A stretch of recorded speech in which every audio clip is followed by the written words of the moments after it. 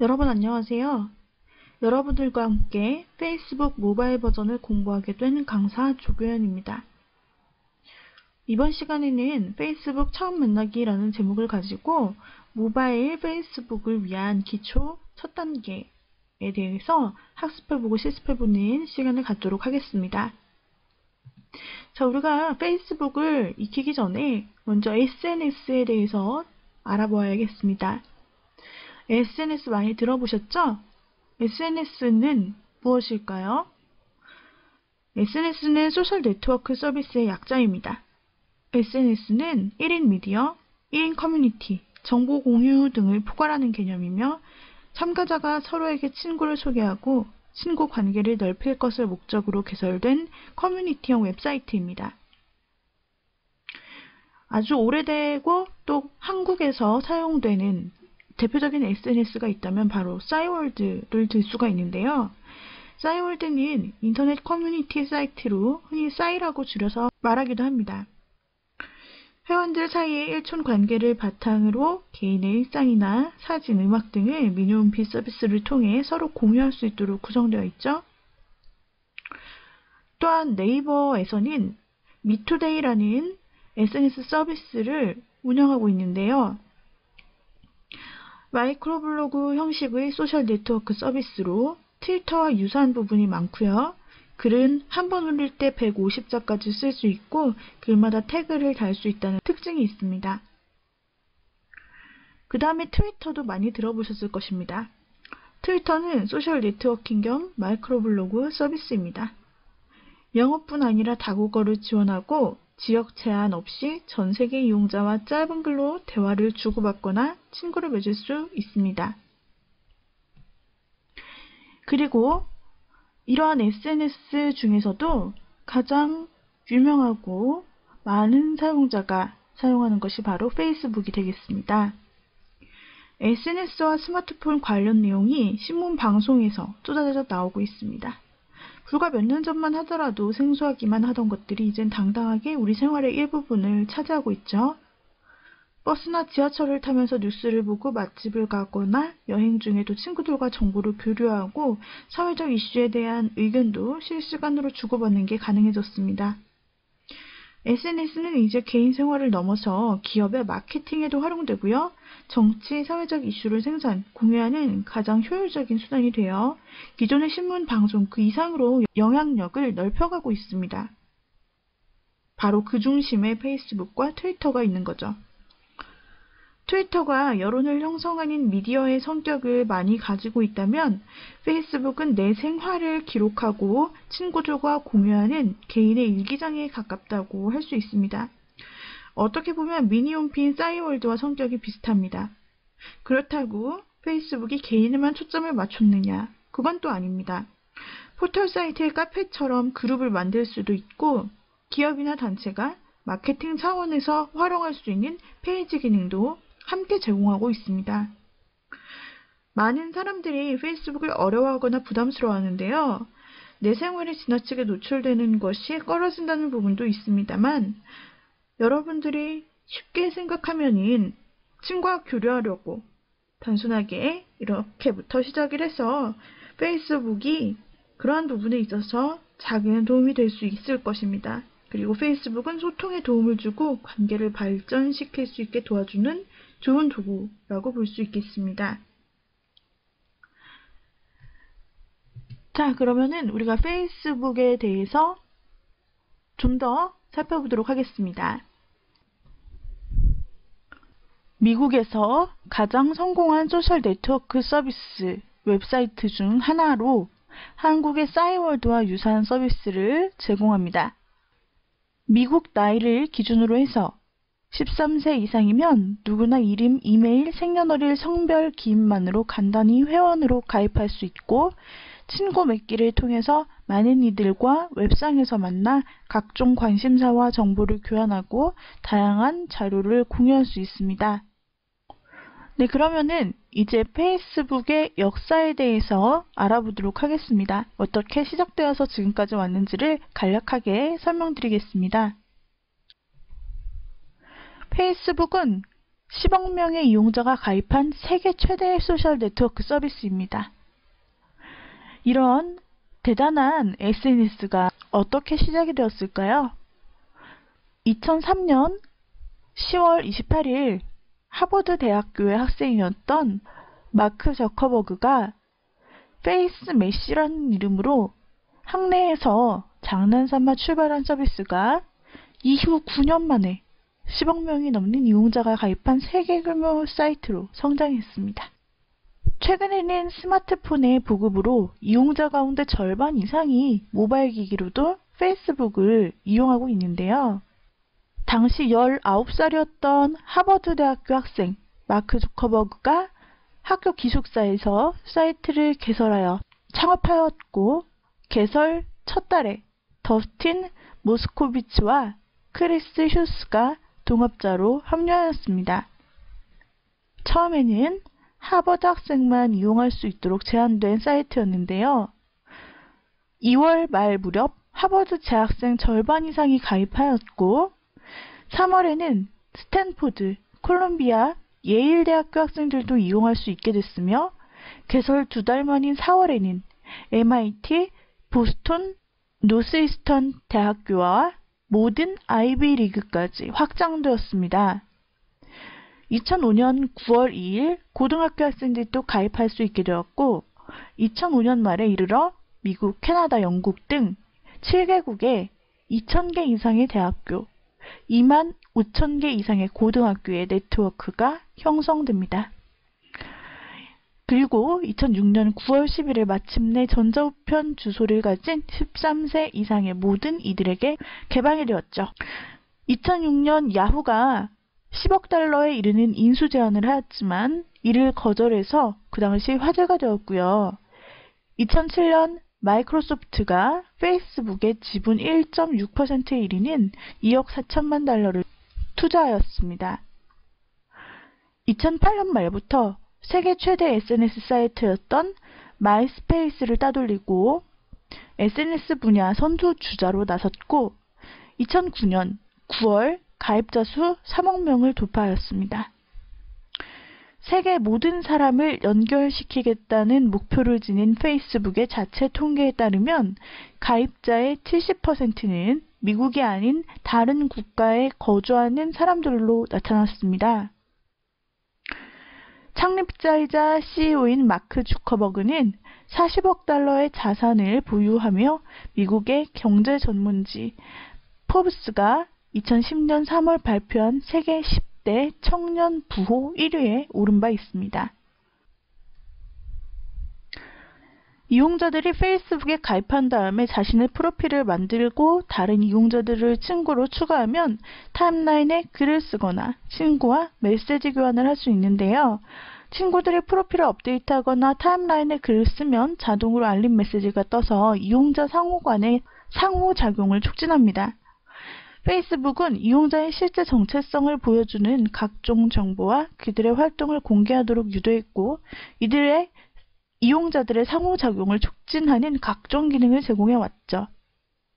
2010년 3월에 시작된 좋아요 버튼은 페이스북이 도입해 성공한 대표적인 소셜 플러그인입니다. 월 이용자 수가 10억 명에 이르렀다고 발표한 가운데 모바일 이용자는 전체의 60%에 해당하는 6억 명이라고 밝혔습니다. 페이스북 이용자 10억 명이 페이스북에 올려놓은 글과 링크, 좋아요와 댓글은 실시간으로 빅데이터를 구성합니다. 이러한 내용을 토대로 해서 마크 저커버그를 주인공으로 한 페이스북 설립 과정을 담은 영화인 소셜 네트워크는 2010년 제작이 되기도 했습니다. 자, 그러면 페이스북과 소셜 네트워크 서비스에 대해서 알아보겠습니다. 페이스북 타임라인과 뉴스피드에는 자신이 올린 글뿐만 아니라 친구들의 동정이 실시간으로 게시됩니다. 페이스북에서는 자신과 친구로 맺어진 사람들의 반응과 정서, 감정을 좋아요와 댓글을 통해 공유할 수 있습니다. 이것이 소셜 네트워크 서비스의 특성이 발현되는 지점입니다. 인터넷의 월드와이드웹이 웹 문서끼리 연결되는 하이퍼링크라면 페이스북의 타임라인과 뉴스피드는 사람들끼리 만드는 하이퍼링크입니다. 페이스북 이용자들은 서로의 감정과 생각, 정서를 실시간으로 하이퍼링크합니다. 그래서 어떤 정서나 의견이 전달되는 속도가 매우 빠르고 그 전달 범위 또한 매우 넓습니다. 구글은 하이퍼링크로 연결된 인터넷 콘텐츠를 검색할 수 있도록 도와줍니다. 그런데 검색의 주체는 이용자 개인입니다. 구글이 제공하는 검색 서비스에서는 페이지끼리 상호 링크된 결과물의 반영이 페이지 랭크라는 알고리즘을 통해 반영되지만 이용자 간의 상호작용은 존재하지 않습니다. 이에 반해 페이스북의 타임라인과 뉴스피드에 올라오는 각종 콘텐츠들인 페이스북이란 닫힌 공간 안에 거주하는 페이스북 이용자들을 서로 연결시킵니다. 전 세계 10억 명 이용자가 들락거리는 페이스북 공간은 그 자체로 하나의 독립된 세계인 것이죠. 페이스북은 인터넷 독립적 웹을 자신의 닫힌 세계 안으로 흡수할 수도 있고 자신만의 독자적인 페이스북 월드를 만들 수도 있습니다. 다음으로 페이스북과 프라이버시에 대해 알아보겠습니다. 페이스북은 사적 정보의 보호와 공개 사이에서 모순된 이중성을 통해 성장했습니다. 하버드 대학교 재학생의 실제 얼굴 사진을 온라인에 게재한 페이스매시가 이후 페이스북으로 발전했다고 말씀드렸는데요. 페이스북이라는 공간에서는 사적인 것과 공적인 것이 서로 결합됩니다. 사적인 것과 공적인 것의 구분이 의미가 없다는 것입니다. 익명의 가짜 정체성과 현실 세계의 진짜 정체성도 달리 구별되지는 않습니다. 현실 세계와 온라인 페이스북 안의 정체성이 서로 엉기고 양쪽을 오가면서 사생활의 고유 영역은 공개된 기록의 영역과 뒤섞입니다. 이제 익명성 뒤에 숨었던 복수 정체성의 시대는 지나가고 페이스북류의 공사융합, 위선위약 혼합, 드러냄과 감춤의 복합체, 얼굴 표정에 대한 섬세한 관리 시대가 되었습니다. 페이스북의 프로필이 요구하는 개인정보는 특정한 개인의 독특한 개성에서 나오는 그야말로 고유한 사적 정보는 아닙니다. 페이스북에 올린 자신의 프로필 정보는 네트워크화된 다른 수많은 개인들의 정보와 함께 분류된 후 범주화와 통계 가공을 거치면서 퍼스널화된 정보로 모양이 바뀌죠. 네트워크된 개체는 네트워크 집합화를 통해 탈개체화됩니다. 탈개체화된 개체는 주체성을 상실하며 소셜 네트워크 체계 안에서 언제든지 조종되고 통제될 환경에 놓이게 됩니다. 주체적이고 자기 정체성을 갖고 있던 개인 이용자가 거대 소셜미디어 회사의 정문에서 프로필을 작성하고 아이디를 받아 회원이 되는 순간 자동화된 프로파일링과 퍼스널리제이션을 거쳐 통제 가능한 대상으로 전환이 됩니다. 개인의 정체성과 개성은 페이스북이 설정하는 범주와 척도에 따라 적당하게 재단된 후 시장의 타겟 마케팅 표적으로 변환됩니다. 페이스북 모델은 무엇일까요? 페이스북은 두 가지 오픈 정책을 통해 급성장할 수 있었습니다. 이용자 정보 및 활동의 공개와 자사의 플랫폼을 열어놓는 오픈 플랫폼 정책이 그것입니다. 페이스북은 이용자의 사적 정보, 이용자가 자발적으로 올리는 각종 콘텐츠, 이용자의 활동과 그 결과를 공개했기 때문에 소셜 네트워크 시장의 지배자가 될 수 있었습니다. 소셜 네트워크 서비스는 아는 사람끼리 폐쇄적인 만남을 지향하지만 그러기 위해서도 이용자의 프라이버시를 공개해야만 클 수 있다는 모순을 지니고 있습니다. 페이스북은 오프라인의 개인 정체성이 페이스북 안으로 그대로 투영되도록 유도했습니다. 그런 실제 정체성을 바탕으로 온라인과 오프라인의 구분이 사라지면 오프라인의 사회망이 강화되면서 페이스북 왕국이 탄생하는 것이죠. 이용자의 사적 정보를 공개하는 동시에 페이스북은 자신의 플랫폼도 과감하게 개방합니다. 페이스북은 API를 통해 60만 개가 넘는 서드파티 애플리케이션 페이스북 서비스와 결합할 수 있었습니다. 게임 회사 증가는 팜빌이라는 게임 애플리케이션을 만들어 페이스북 플랫폼으로 서비스를 제공함으로써 상업적으로 큰 성공을 이루었고요. 이처럼 다양한 애플리케이션이 페이스북 플랫폼과 결합되면서 페이스북은 포털 사이트처럼 다양한 서비스를 확보할 수 있었고 마치 마이크로소프트의 윈도우 운영체제처럼 자신을 중심으로 페이스북 어플리케이션 생태계라는 새로운 세상을 확보할 수 있었습니다. 페이스북 플랫폼은 이용자의 활동 결과물을 공짜로 거둬갑니다. 이용자가 공짜로 페이스북의 각종 서비스를 사용하는 것처럼 보이지만 이용자 활동의 모든 결과물들은 자동으로 페이스북의 데이터베이스에 축적되죠. 인터넷은 자동 저장성과 개방성 때문에 사람들의 행위 결과를 언제 어디서나 다 들여다볼 수 있습니다. 투명한 창을 통해 이용자의 행위가 드러나고 바깥으로 드러나는 참여자들의 행위에 힘입어 소셜 네트워크 서비스는 더욱 확장됩니다. 2010년 2월 15일자 타임은 올해의 인물로 저커버그를 선정하면서 다음과 같이 글을 소개했습니다. 사람들이 그들의 일상생활에서 자유로워지고 싶어하지 않으며 더욱더 그 안으로 묻혀버리고 싶어한다는 사실을 알아낸 통찰력의 소유자. 페이스북은 친구를 매개로 공적 공간과 사적 공간, 현실 세계와 사이버 세계 구분을 없애버렸습니다. 그것이 페이스북이 인터넷에 몰고 온 가장 큰 변혁이었죠. 자, 그러면 우리가 모바일로 페이스북에 접속해서 회원가입을 사용하기 위한 준비를 해봐야겠죠? 현재 애플 화면으로 들어가 있습니다. 애플과 안드로이드 두 가지가 약간 다르기는 하지만 거의 비슷하기 때문에 제가 지금 현재 애플 버전으로 소개를 드리도록 하겠습니다. 일단 먼저 페이스북이라는 프로그램을 앱을 설치해야죠. 휴대폰에 설치하기 위해서 먼저 앱스토어에 들어가 줍니다.